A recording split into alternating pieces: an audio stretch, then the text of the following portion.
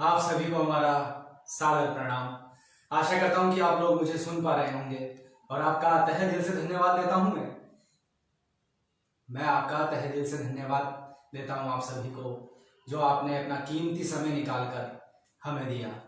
और सबसे पहले तो मैं राजस्थान फोरम मंच, श्री सीमेंट और A1 टीवी का तहे दिल से आभार व्यक्त करता हूं कि उन्होंने हमें ये मंच प्रदान किया। और साथ में श्री अशोक राही और श्री सर्वेश भट्ट जी का भी तहे दिल से धन्यवाद देता हूं कि उन्होंने हम युवा कलाकारों को ये मंच पर नाटक प्रदर्शित करने का मौका प्रदान किया। तो जैसा कि हमने कल बताया था आप सभी को कि आज आपके मुंशी प्रेमचंद द्वारा लिखित कहानी बड़े भाई साहब का मंचन करेंगे। और हाँ, आप सभी को याद करा दूं कि साथ में श्री अशोक राही जी द्वारा लिखित कहानी अजब चोर की गजब कहानी के एक अंश का भाग भी प्रस्तुत करेंगे। तो आशा करता हूं आप लोग हमें सुन पा रहे होंगे। कुछ ही क्षणों के भीतर हम प्रस्तुत करेंगे आपके सामने बड़े भाई साहब।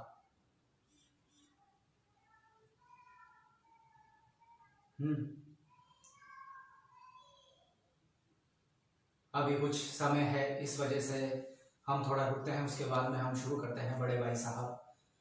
और हमारे साथ है हमारे युवा साथी नितिन सैनी, और साथ में है हमारे तकनीकी सहायता के रूप में हमारे साथी अनिल भैरवा।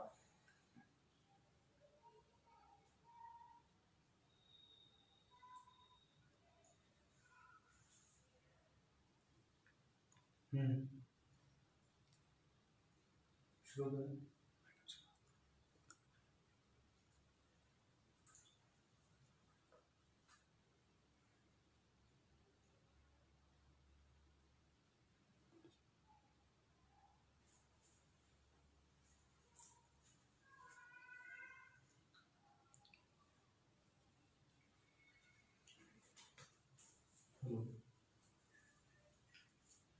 ठीक है ना, आवाज वॉल्यूम वगैरह।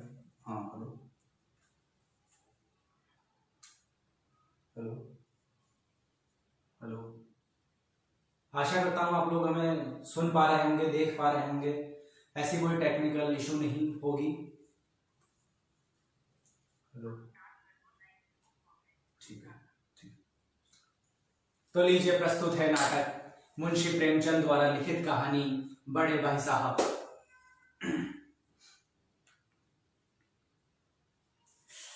मेरे बड़े भाई साहब मुझसे 5 साल बड़े थे, लेकिन 3 दर्जे आगे। उन्होंने भी उसी उम्र में पढ़ना शुरू किया था जब मैंने शुरू किया, लेकिन तालीम जैसे महत्व के मामले में वो जल्दबाजी से काम लेना पसंद नहीं करते। इस भवन की बुनियाद खूब मजबूत डालना चाहते थे, जिस पर आलीशान महल बन सके। 1 साल का काम 2 साल में करते, कभी कभी तो 3 साल भी लग जाते। बुनियादी पुख्ता न हो तो मकान कैसे पायदार बने? मैं छोटा था, वो बड़े थे। मेरी उम्र 9 साल की, वो 14 साल के थे, लेकिन उन्हें मेरी तंबीह और निगरानी का पूरा जन्मसिद्ध अधिकार था। और मेरी शालीनता इसी में थी कि उनके हुक्म को कानून समझूं। वो स्वभाव से बड़े अध्ययनशील थे, हरदम किताबें खोले बैठे रहते। हाँ, और शायद दिमाग को आराम देने के लिए कभी कॉपी पर, कभी किताब के हाशियों पर चिड़ियों, बिल्लियों, कुत्तों की तस्वीरें बनाया करते। हाँ, कभी कभी तो एक ही शब्द, नाम या वाक्य को 10-20 बार लिख डालते। हाँ, और कभी तो ऐसी शब्द रचना करते जिसमें न कोई अर्थ होता, न कोई सामंजस्य। हाँ, मसलन एक बार उनकी कॉपी पर मैंने ये इबारत देखी, अमीना स्पेशल भाइयों भाइयों दरअसल श्रीयुत राधेश्याम। 1 घंटे तक। इसके बाद एक आदमी का चेहरा बना हुआ।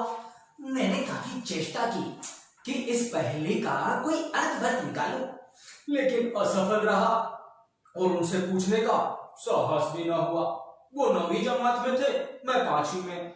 उनकी रचनाओं को समझना मेरे लिए तो छोटा मोट बड़ी बात थी। हाँ, मेरा तो है ना जी पढ़ने में बिल्कुल न लगता।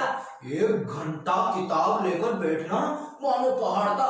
मौका पाते ही हॉस्टल से निकलकर सीधा मैदान में आ जाता। हाँ, और कभी कभी कंकरियां उछालता, कभी कागज की तितलियां बनाकर उड़ाता। हाँ, और अगर कोई साथी मिल गया तो पूछना ही क्या, कभी तो 4 दीवारी पर चढ़कर नीचे कूद रहे हैं, कभी फाटक को आगे पीछे धकेलकर मोटर कार का आनंद उठा रहे हैं।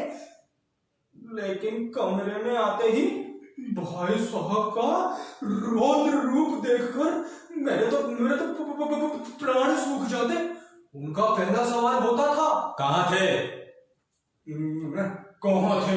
हमेशा यही सवाल इसी ध्वनि में पूछा जाता और उसका जवाब मेरे पास केवल मौन था। न जाने मेरे मुंह से बात क्यों ना निकलती कि जरा भैया बाहर खेल रहा था कि मुझे अपना अपराध स्वीकार है, और भाई साहब के पास इसके सिवा कोई इलाज ही ना था कि रोष से मिले हुए शब्दों में मेरा सत्कार करे। लग रहा है आ गए भाई साहब, POIC पेटी पेट पीली पेंटी हो गई मेरी पीली पेंटी। इस तरह अंग्रेजी पढ़ोगे तो जिंदगी भर पढ़ते रहोगे, और हर्फ ना आने वाला। अंग्रेजी पढ़ना कोई हंसी खेल नहीं है कि जो चाहे पढ़ ले जो चाहे लिख ले। नहीं ऐरा गहरा नथु खैरा सभी के सभी अंग्रेजी के विद्वान होते। यार रात दिन आंखें फोड़नी पड़ती है, खून जलाना पड़ता है, तब कहीं जाकर ये विद्या आती है। और आती क्या है? हाँ हाँ कहने को आ जाती है। बड़े बड़े विद्वान भी शुद्ध अंग्रेजी नहीं लिख सकते, बोलना तो दूर आ। और मैं कहता हूं, हाँ तुम इतने गूंगा हो कि मुझे देखकर भी सबक नहीं लेते। मैं कितनी मेहनत करता हूं, ये तो देखते ना, तो ये तुम्हारी आंखों का कसूर है, मेरा नहीं, तुम्हारी बुद्धि का कसूर है। इतने मेले तमाशे होते हैं, तुमने मुझे कहीं जाते देखा है? रोज ही हॉकी के और क्रिकेट के मैच होते रहते हैं, मैं पास नहीं खड़कता। उस पर भी एक एक दर्जे में 2-2 3-3 साल पढ़ा रहता हूं। फिर तुम ये कैसे आशा करते हो, हाँ, कि तुम यो खेल कूद में वक्त गवाकर पास हो जाओगे? मुझे तो 2-3 साल ही लगते हैं, तुम उम्र भर इसी दर्जे में पड़े सड़ते रहोगे। अगर तुम इसी तरह उम्र गवानी है ना, तो बेहतर है घर चले जाओ। दादा की गाड़ी कमाने के रुपये क्यों बर्बाद करते हो?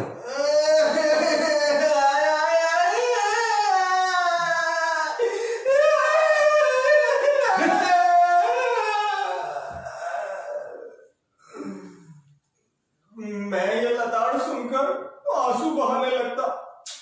जवाब ही क्या था, अपराध तो मैंने किया। लताड़ कौन सा है? भाई साहब तो उपदेश देने की कला में निपुण, ऐसी ऐसी लगती बातें कहते, ऐसे ऐसे सुक्ति बाण चलाते कि मेरे जिगर के टुकड़े टुकड़े हो जाते और हिम्मत छूट जाती। इस तरह जान तोड़कर मेहनत करने की शक्ति मैं अपने में न पाता, और उस निराशा में जरा देर के लिए सोचने लगता, क्यों न घर चला जाऊं। जो काम मेरे पूते के बाहर है उसमें हाथ डालकर क्यों अपनी जिंदगी खराब करूं। मुझे अपना मूर्ख रहना मंजूर था, लेकिन इतनी मेहनत से मुझे तो चक्कर आ जाते। लेकिन घंटे 2 घंटे बाद निराशा के बादल फट जाते और मैं इरादा करता कि आगे से खूब जी लगाकर पढ़ूंगा। हाँ, और चटपट एक टाइम टेबल बना डालता। बिना कोई नक्शा बनाए, बिना कोई स्कीम तैयार किए काम कैसे शुरू करूं? टाइम टेबल में खेल कूद की मत तो बिल्कुल उड़ जाती। प्रातःकाल उठना, 6 बजे हाथ मुंह धो नाश्ता कर पढ़ने बैठ जाना। 6 से 8 अंग्रेजी, 8 से 9 तक हिसाब, 9 से 9:30 तक इतिहास, फिर भोजन और स्कूल, फिर 3:30 बजे स्कूल से होकर आधा घंटा आराम, फिर 4 से 5 तक ग्रामर, 5 से 6 तक भूगोल, फिर जाकर कोई आधा घंटा हॉस्टल के सामने टहलना, फिर वही 6:30 से 7 तक अंग्रेजी कंपोजिशन, फिर वो 8 से फिर वो भोजन करके 8 से 9 तक अनुवाद, 9 से 10 तक कौन सा विषय आता है? हाँ, हिंदी, और 10 से 11 तक वो कौन सा विषय आता है?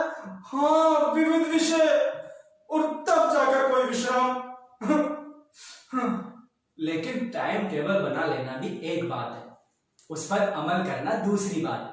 पहले ही दिन से उसकी अवहेलना शुरू हो जाती। हाँ, मैदान की वो सुखद हरियाली, हवा के वो हल्के हल्के झोंके, फुटबॉल की वो उछल कूद, कबड्डी के वो धाव घात और वॉलीबॉल की वो तेजी और फुर्ती मुझे अज्ञात और अनिवार्य रूप से वहां खींच ले जाती।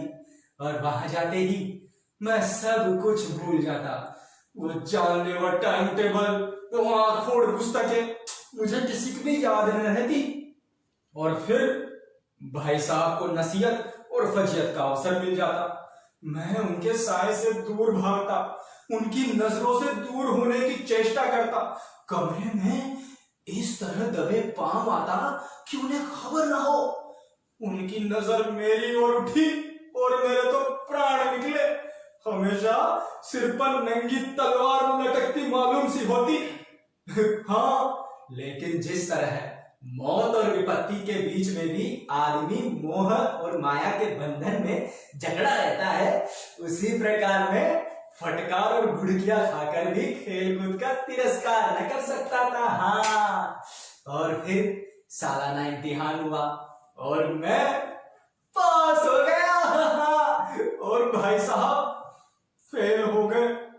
हाँ, भाई साहब फेल हो गए। मुझे उनसे दिल्ली हमदर्दी हुई। उनके घाव पर नमक छिड़कने का विचार ही लज्जा इस पर जान पड़ा। हाँ, लेकिन मुझे अपने ऊपर कुछ अभिमान हुआ, स्वाभिमान भी बढ़ा और आजादी से खेलकूद में शरीक होने लगा। दिल मजबूत था।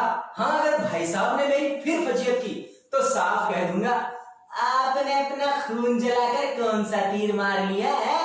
मुझे देखिए, मजे से खेलता भी रहा और दर्जे में अव्वल भी हूँ। हाँ, और जवाब से हेकड़ी जताने का साहस न होने पर भी मेरे रंधन से साफ जाहिर होता था कि भाई साहब तो आतंक अब मुझ पर नहीं रहा।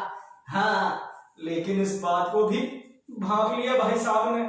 और एक दिन जब मैं भोर का सारा समय गुल्ली डंडे की भेंट करके ठीक भोजन के समय लौटा तो मानो भाई साहब ने तलवार खींच ली और टूट पड़े मुझ पर।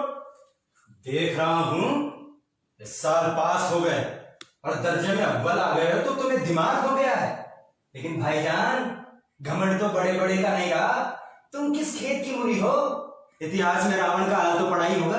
उसके चरित्र से तुमने क्या उपदेश लिया, या यूं ही पढ़ गए? महज इम्तिहान पास कर लेना कोई बड़ी बात नहीं है। असल बात है बुद्धि का विकास। जो कुछ पढ़ो उसका अभिप्राय समझो। रावण भूमंडल का स्वामी था। ऐसे राजाओं को चक्रवर्ती कहते हैं। वैसे आजकल अंग्रेजों के राज्य का विस्तार बहुत बड़ा हुआ है, लेकिन उन्हें चक्रवर्ती नहीं कह सकते, क्योंकि संसार में अनेकों राष्ट्र आज भी अंग्रेजों का आधिपत्य स्वीकार नहीं करते, बिल्कुल स्वाधीन है। हाँ, तो मैं क्या कर रहा था? रावण चक्रवर्ती राजा था। संसार के सभी महीप उसे कर देते थे। आग और पानी के देवता भी उसके सामने दास थे, दास। लेकिन उसका हाल क्या हुआ? हाँ, घमंड ने उसके नामो निशान तक को मिटा के रख दिया। कोई इसे एक चुल्लू भर पानी देने वाला भी नहीं बचा। और तुमने तो अभी केवल एक दर्जा पास किया है और तुम्हारा अभी से सिर फिर गया। अब तो तुम आगे पढ़ लिए समझो। यूं समझो कि अंधे के हाथ बटेर लग गई, बटेर। लेकिन भाईजान, बटेर भी ना केवल एक बार हाथ लगती है, बार बार नहीं। ऐसे ही गुल्ली डंडा में भी कभी कभार अंधा चौक निशाना पड़ जाता है, लेकिन उससे कोई सफल खिलाड़ी नहीं हो जाता। सफल खिलाड़ी वो है जिसका कोई निशाना खाली ना जाए। मेरे फेल होने पे मत जाओ। मेरे दर्जे में आओगे ना तो दांतों तले पसीना आ जाएगा। जब अलजेब्रा और ज्योमेट्री के लोहे के चने चबाने पड़ेंगे ना, और हिंदुस्तान का इतिहास पढ़ना पड़ेगा। हाँ, इतिहास को याद कर लेना आसान समझते हो। 8 हेनरी गुजरे अभी तो, और कौन सा कांड किस हेनरी के समय हुआ ये याद रख लेगा। हाँ, ये याद रख लेगा तू। हेनरी 7वें की जगह हेनरी 8 का लिखा तो सारे नंबर कट, सफा चट, सिफर भी ना मिलेगा। अरे हो किस ख्याल में तुम? दर्जनों तो जेम्स हुए, कोड़ियों विलियम्स, दिमाग चक्कर खाने लगता है, आंधी रोग हो जाता है। हरी नभागों को कोई दूसरा नाम भी नहीं मिलता। एक ही नाम के पीछे दोयम चोयम पंजुम लगाते चले गए। अरे मुझसे पूछते ना तो 10 लाख नाम बता देता। और अलजेब्रा, ज्योमेट्री, हो खुदा की पनाह। ए जय बे की जगह ए बे जय लिखा तो सारे नंबर कट, सफा चट, सिफर भी ना मिलेगा। अरे कोई निर्दयी मुमतहीनों से नहीं पूछता भाई कि आखिर ए जय बे और ए बे जय में फर्क क्या है? दाल भात रोटी खाई या भात दाल रोटी खाया तो खाने ना, इसमें क्या रखा है? लेकिन नहीं, उन्हें तो बस ये देखना है जो किताबों में लिखा। चाहते हैं बच्चे अक्षर अक्षर रटा डाले, इसी रटन का नाम शिक्षा रख छोड़ा।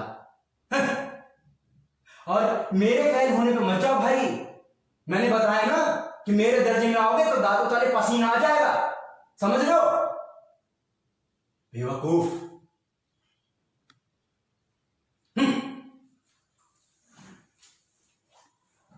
ईश्वर जाने ये उपदेश माला कब समाप्त होती। भोजन आज मुझे निस्वाद सा लग रहा था। हाँ, जब पास हो जाने पर यह तिरस्कार हो रहा है तो फेल हो जाने पर मानो प्राण ही ले लिए जाए। भाई साहब ने अपने दर्जे की पढ़ाई का जो भयंकर चित्र खींचा था उसने मुझे भयभीत कर दिया। कैसे स्कूल छोड़कर घर नहीं भागा, यही ताज्जुब है। हाँ, लेकिन इतने तिरस्कार के बावजूद मेरी पुस्तकों में अरुचि ज्यों की त्यों बनी रही। खेलकूद का कोई भी अवसर हाथ से न जाने देता था। पढ़ता भी था मगर बहुत कम, बस इतना ही कि रोज का टास्क पूरा हो जाए और दर्जे में जलील ना होना पड़े। हाँ, और फिर सालाना इम्तिहान हुआ और कुछ ऐसा संयोग हुआ कि भाई साहब फेल हो गए और मैं पास हो गया और दर्जे में अव्वल आया। हाँ, अब भाई साहब और मेरे बीच में केवल 1 साल का अंतर रहा। हाँ, मेरे मन में कुटिल भावना उदय हुई। मुझे लगा कि अगर भाई साहब 1 साल और फेल हो जाए तो मैं उनके बराबर हो जाऊंगा। हाँ, लेकिन मैंने इस कमीने विचार को है ना अपने दिल से बलपूर्वक निकाल डाला। आखिर बड़े भाई साहब मुझे मेरे हित के विचार से ही तो डांटते हैं। हाँ, हाँ, मेरे हित के विचार से ही डांटते हैं। और तो और अब जब भी भाई साहब इस बार है ना कुछ नर्म पड़ गए, हाँ, मुझे डांटने का अवसर पाकर भी उन्होंने धीरज से काम लिया। हाँ, और एक दिन जब मैं भोर का सारा समय, शाम को संध्या के समय पतंग लूटने बंतहाशा दौड़ा चला जा रहा था। मुझे कनकौड़ी उड़ाने का नया शौक भी पैदा हुआ। कनके बांधना, पतंगबाजी करना, मांजा देना, ये सारी व्याधियां ना गुप्त रूप से हल की जाती थी। हाँ, तो शाम को ना मैं पतंग लूटने बंतहाशा दौड़ा चला रहा था। आंखें आसमान की ओर थी और मन उस आकाशगामी पथिक की ओर जो मंद गति से झूमता हुआ पतन की ओर चला जा रहा है। हाँ, और पीछे से बालकों की एक सेना लगे झाड़दार बांस लिए उस पतंग का पीछे करते हुए आ रही थी। मैं भी थोड़ा चला जा रहा था तो वहीं दौड़ते दौड़ते भाई साहब से मेरी वहीं भेंट हो गई। हाँ, इन बाजारी लौंडों के साथ झेले के कंट्रोल में दौड़ते तुम्हें शर्म नहीं आती? इसका भी कुछ ख्याल नहीं है कि अब निचले दर्जे में नहीं हो बल्कि 8वीं जमात में आ गए हो। आखिर आदमी को कुछ तो अपनी पोजीशन का ख्याल होना चाहिए। एक जमाना था जब लोग 8वां दर्जा पास करके नायब तहसीलदार हो जाते थे। मैं कितने ही मिडलचियों को जानता हूं जो आज अव्वल दर्जे के डिप्टी मजिस्ट्रेट हैं, सुपरिटेंडेंट हैं। कितने ही 8वीं जमात वाले हमारे लीडर और समाचार पत्रों के संपादक हैं। बड़े बड़े विद्वान भी उनकी मातहती में काम करते हैं। और तुम उसी 8वें दर्जे में आकर इन बाजारी लौंडों के साथ ढेले की कनकौड़ी के लिए दौड़ रहे हो। मुझे तुम्हारी इस कम अकली पर दुख होता। तुम जहनी हो, इसमें कोई शक नहीं, लेकिन ऐसा जहन किस काम का जो हमारे आत्मगौरव की हत्या कर डाले। तुम अपने दिल में समझते होंगे कि मैं भाई साहब से महज 1 दर्जा नीचे हूं और उन्हें मुझे कुछ कहने का हक ही नहीं है। लेकिन भाईजान, ये तुम्हारी गलती है। हमारे अम्मा और दादा ने 1 भी दर्जा पास नहीं किया और दादा भी शायद 4वीं या 5वीं जमात से आगे कभी गए। लेकिन हम चाहे पूरी दुनिया की विद्या पढ़ लें, लेकिन उन्हें हमें समझाने और सुधारने का अधिकार रहेगा। इसलिए नहीं कि वो हमारे जन्मदाता है, बल्कि इसलिए क्योंकि उनको अपन से ज्यादा अनुभव है जिंदगी का। अब अपने हेडमास्टर साहब को देख लो, एमए है कि नहीं, और यहां के नहीं ऑक्सफोर्ड के एमए 1000 रुपया पाते हैं साहब, लेकिन उनके घर का खर्चा कौन करता है? उनकी बूढ़ी मां। मास्टर साहब की डिग्रियां बेकार हो गई पहले खुद घर का इंतजाम करते थे, खर्च पूरा ना पड़ता था, कर्जदार रहते थे। लेकिन जब से उनकी माताजी ने प्रबंध हाथ में लिया है, जैसे घर में लक्ष्मी आ गई। लेकिन भाईजान, ये मत समझना कि तुम मेरे समीप आ गए तो स्वतंत्र हो। मेरे रहते तुम बेरा नहीं चल पाओगे। अगर तुम नहीं मानोगे ना ऐसे, तो मैं इसका भी प्रयोग कर सकता हूं, समझ रहे? इसका मुझे पता है मेरी बातें तुझे जहर लग रही होगी, जहर। भाई साहब की इस नई युक्ति ने मुझे नतमस्तक कर दिया। आज सचमुच मुझे अपनी लघुता का अनुभव हुआ। हाँ, मेरे मन में भाई साहब के प्रति श्रद्धा उत्पन्न हुई और मैंने सजन आंखों से कहा, भैया भैया, आप जो कुछ फरमा रहे हैं ना, वो बिल्कुल सच है। मैं आपकी बातों का बुरा नहीं मानता। और यह कहते ही भाई साहब ने मुझे गले लगा लिया। मेरा भी जी ललचाता है यार, ये क्रिकेट के और हॉकी के और ये पतंगबाजी को देखकर। लेकिन क्या करूं, खुद बेराह चलूं तो तेरी रक्षा कैसे करूं? ये कर्तव्य भी तो मेरे सर पर है। हाँ, तभी एक कटा हुआ कनकौआ हमारे ऊपर से गुजरा। हाँ, उसकी डोर हमारे ऊपर लटक रही थी और पीछे से वो झुंड चला रहा था लड़कों का। भाई साहब लंबे हैं, उछल कर उसकी डोर और बेतहाशा हॉस्टल की तरफ दौड़ पड़े और मैं पीछे पीछे दौड़ पड़ा।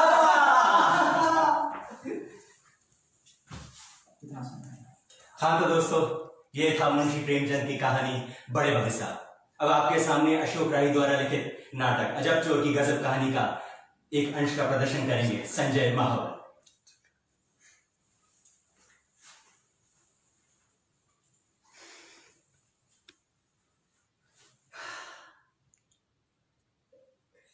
जय सासू की माया भी है ना, है भैया, बड़ो जी को जंजाल है। जब तानु हो गए आदमी है ना, यामी में फंसो रहे ए ना हो गए तो आदमी धसो भी रे भैया। रुपया जो है ना, रुपया तो सब रे पूछे करे, हमको दे दे, हमको दे दे, हमको दे दे, छाट दे दे हैं। अजीब पलक पावड़े ना खूब बिछावे जब धंजेरे हो गए। हाँ, पर जे चोरी के माल को कहाँ छिपाऊंगो है, साची है, मैं तो मेहनत की खाऊंगो। अरे अरे भैया, ए लाला, ए भैया, जुलम ना है, कोई चोरी करो ना, कतई ना है। ए भैया, सबंते बड़ो जुलम तो गरीबी। हाँ, सबंते बड़ो जुलम है गरीबी। जो मेरे पत्ते ही गरीबी थी। अरे भैया, चलो मैं आप लोगों को बताऊं कि मैंने चोरी कैसे सीखी होती। हाँ, मेरे जो बाप हो ना, बाप वो बहुत ही बड़ो चोर, बहुत ही बड़ो अजी नामी ग्रामी बान चोरी तो खूब करी, लेकिन पकड़ो ना गयो। देखा, मैंने भी कह दिया एक दिन अपने बाप से, ए बाप, ए बाप, ए बाप, बाप बाप, सिखा देना चोरी करो मोको, है मोको भी सीखना है बाबा। देख, पेट पूजा करनी है बाबा, सिखा देना चोरी करो। मेरे बाप ने मोते गई, अच्छा चोरी को उड़ाई सीखना है लचाल सिखा दूंगो। फिर क्या, मैं और मेरे बाप ऊपर से वहां बसा की रात पहुंच गए बहुत ही बड़ी हवेली के सामने। हाँ हाँ, हवेली के सामने। फिर मेरे बाप ने भाई साहब जो सेंध लगानी शुरू की, जो सेंध लगाई, वो एक एक ईंट इतना तरीका सुन, इतना ध्यान से निकाल लो कि 5 घड़ी में सोया घंटे बिना भौंके। और कछु देर बाद सेंध भी तैयार है। फिर का मैं और मेरे बाप सेंध से होते भय पहुंच गया हवेली के अंदर, एक बहुत बड़ी अलमारी के सामने। हाँ, फिर यार मेरे बाप ने ना जेब में से कोई पतलो सो ना तार से निकालो। हाँ, और बात से अलमारी को लोग खोलो। हाँ, फिर का अलमारी को लोग खोलो। फिर का मेरे बाप ने मोते गए, अरे लाला क्या देख रहे है, घुस जा, सबरे माल को, हीरा जवाहरात को सबको समेट के भर लिया। मैंने गई ले बाप, इमा कौन सी बड़ी बात है? समेट गई तो लानो है, अभी ले फिर क्या, मैं घुस गयो अलमारी के भीतर और जितने में अलमारी के भीतर घुसो सारे मेरे बाप ने मोह दियो, धक्को अलमारी बंद की और भाग गो, और यही ना बेटी को बाप चोर को छोड़ और बचा को चोर आयो भैया पूरे में हवेली में जो भगदड़ सी मच गई, मेरो काल जो तो हवे उसमें अलमारी तो भीतर ही हूं, धक कर लागो। हाँ मैंने सोचिए सारो मेरो बाप अरे मेरे साथ ये क्या करो, मोको अलमारी में बंद करके भागो। हाँ फिर कछु देर बाद मोको लगो कि अलमारी के बाहर कोई लुगाई सी घूम रही है। हाँ मैंने तो क्या करो वो जो उंदरो चुवो हाँ मूसो, हाँ बेसी आवाज निकालनी शुरू कर दे यूं, हाँ भैंसी वाली लुगाई ने सोची कि कोई अलमारी के भीतर घुसो, कोई उंदरो कपड़ा लतान को उतार दे, वो है कबड्डी खेल रहा अपनी लुगाई के साथ। फिर का बान ने जत्ते अलमारी खोली, हाँ मैंने भी दियो भच्ची और भागो, लुगाई पीछे से चिल्लाई चोर आयो भैया पूरी हवेली में जो भगदड़ सी मची, कोई आगे से पकड़े कोई पीछे से पकड़े, मैं बच तो बचा तो हवेली से बाहर निकलो, फिर कहता पूरा गांव मेरे पीछे, मैं उनके आगे में भागतो गए, मैं सामने से घेरो सो वो देखो मेरे हाथ देखो कहता मेरे पास से मोटो सो भागो का वो होते मेरी आवाज आई और झाड़ी का पीछे जाकर छुप गो। हाँ गांव वाले ने सोची कि चोर तो बेटी को बाहर कुआं में गिरो सलट गए हो वो, चलो भैया अब तो कल ही देखेंगे। हाँ बिन को जाने के भैया बाद मैंने थोड़ी सी त्यावस खाई और सोची यह सारे बाप को आज देख ले, अरे मुंह कोई बंद करके भागो। फिर का मैं पहुंच गया घर, और घर जाकर भैया मैं का देख तो सारो मेरो बाप चादर ओढ़ के हुर्राटा मार के सो रही हो। हाँ अरे मैंने तो सारे का चादर उठाया और झकोड़ के लगाया और कहिए बाप अब सारे प्यारा जीवन का बाप हो ना, बुड़कू कोरोना वायरस के लिए जरूर ना पोए। हाँ चलो मोबाइल मार के बंद करके भागो। अब ये भी ना सोची कि मैं पकड़ो जाता तो मेरा क्या होता, अरे मार देता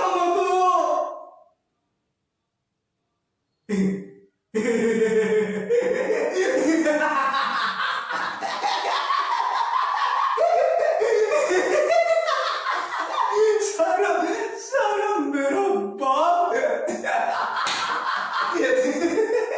हंसबा लागो। हाँ और पता है मौसम क्या गई बेटा, जे चोरी को नर है कौते सिखावे देना है, खुद को ही सीखना पड़े। अरे लाला चोरी को हुनर छोड़, दुनिया को कोई सो भी हुनर है ना, कौ से सिखा देते ना है, खुद को ही सीखना पड़े, खुद को ही करना पड़े। तो भैया ऐसे सीखी मोने चोरी करनी। पर भैया चोरी करते करते भी मैं तो बोर हो गए हो। अब तो मोए 3 ही गांव बचे, खाए वो सोए वो और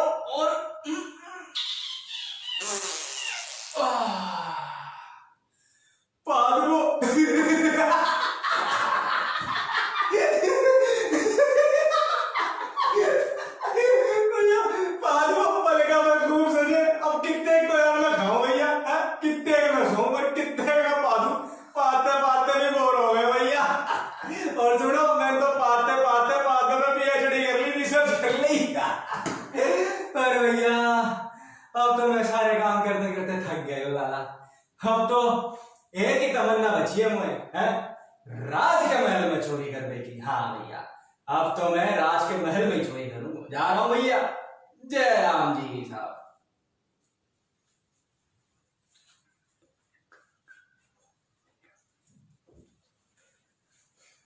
हम संजय महावर, मैं नितिन सैनी सबको धन्यवाद देते हैं, जो भी यहाँ पर दर्शक हमारे बैठे हैं, हमें लाइव देख रहे हैं। और राजस्थान फोरम का हम धन्यवाद देते हैं जो हमें इतनी बड़ी अपॉर्चुनिटी हमें दी। धन्यवाद।